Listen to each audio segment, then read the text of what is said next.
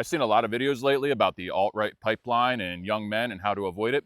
And considering the fact that I spent the first half of my life in the alt-right pipeline, and that's what I call my childhood, I thought maybe I'd give my 2 cents on the subject. But for a little background, I come from a very right-wing family, and not just right-wing racist. Like, I was taught replacement theory growing up, that immigrants, people of color, are being brought to this nation by Democrats in order to make this country less white and all that. So the basis for everything that they are doing right now lies in that fact, and that is at the root of MAGA.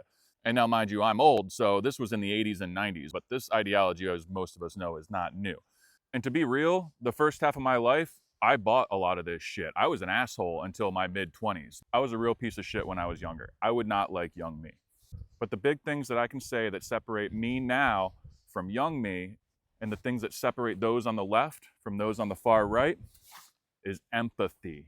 Empathy for your fellow human beings. And not just those you know, not just in your close circle, people that you don't know, your fellow human beings in general. And now there's science on this that shows that conservative brains, when they talk about who they care for, they think immediately in their close-knit circle. And that's how I was brought up, that we don't need anybody else. It's all about family, and fuck everybody else, and everybody do or die. If you don't do, then it's your fault and it's not anybody else. There's nobody should be here to help you. The government should be help you. We're not in this together. Fuck everybody. It's a very selfish, self-centered ideology. Now, I started to develop empathy in my mid and late 20s, and it especially clicked when I had children and when I found out I was going to have children. That was the driver that pushed me and decided to move across the country and raise my children away from that environment.